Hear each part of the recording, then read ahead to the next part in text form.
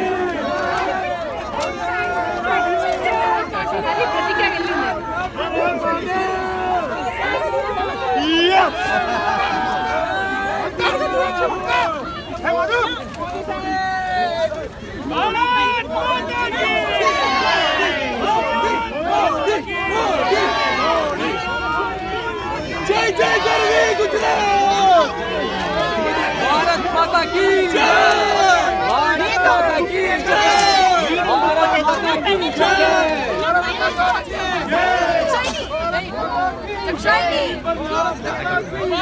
भारत माता की जय, भारत माता की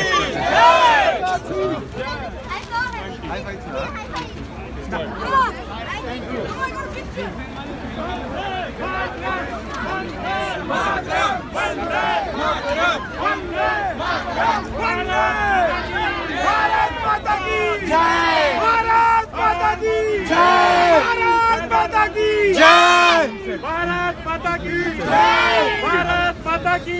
भारत माता की जय, वंदे मातरम, वंदे मातरम, वंदे मातरम, वंदे मातरम, वंदे मातरम, भारत माता की जय, भारत माता की जय, भारत माता की जय, भारत माता की जय, वंदे मातरम, वंदे मातरम, वंदे मातरम, वंदे मोदी वंदे भारत माता की जय, भारत माता की जय, भारत माता की जय।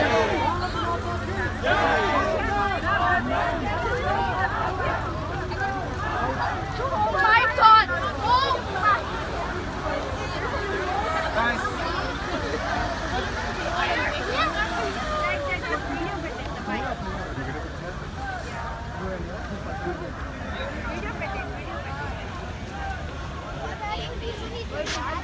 Because he was sitting on that side. If he would have sitting on that side, he would have been here. This is all that, okay? But we have seen him so close. Yeah, that's the best part. Even people in India doesn't see him so close. No, They no, see him it's 1 meter distance. Yeah. We were almost like so nice.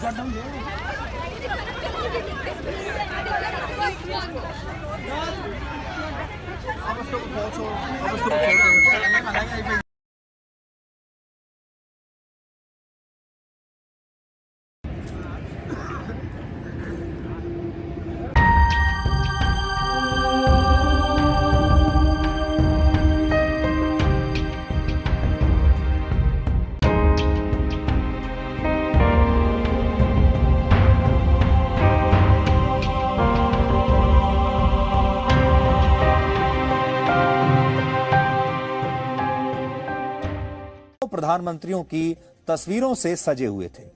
Sadhu Chowdhury, the news anchor with ZTV gives false information, calling a local newspaper who has no circulation and which has only published the photos of ambassadors against the paid advertisements.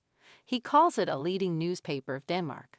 Sudhir Chaudhary must have done some research before saying that. काफी अच्छी जो है वहां की media ने एक coverage दी है भारत के प्रधानमंत्री की इस यात्रा को।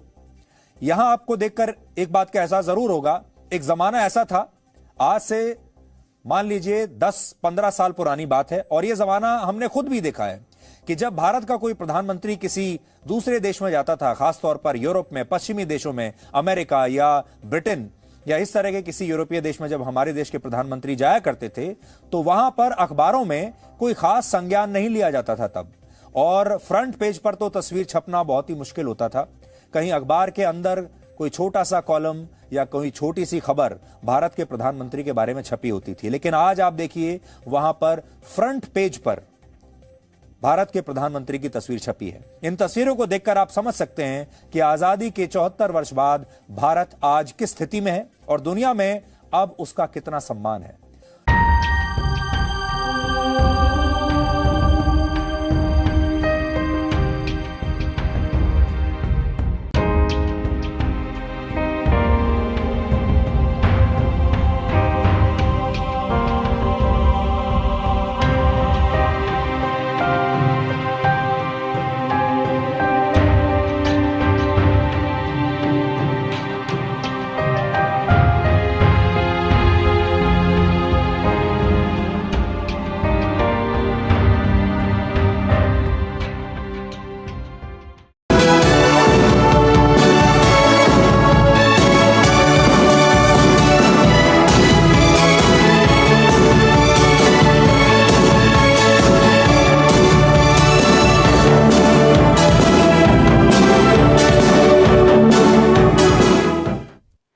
After he has been fired from ZTV and joined AAJTAK News Channel, and now on AI News Generation, he is calling an achievement.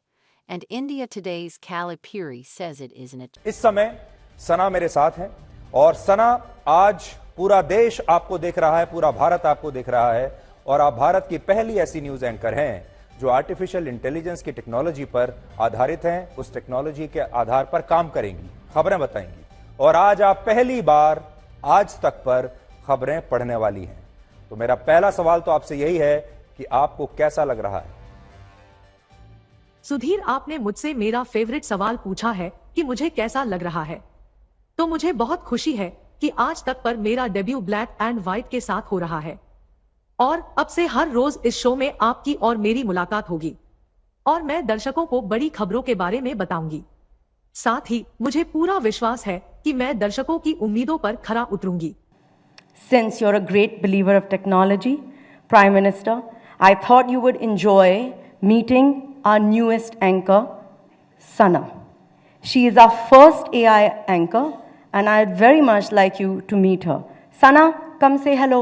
माननीय प्रधानमंत्री जी, हम आभारी हैं कि आप हमारे बीच आए। मेरी ऑन द जॉब लर्निंग अब शुरू हो गई है, और 2024 तक मैं देश की सबसे अच्छी जर्नलिस्ट होने की कोशिश करूंगी।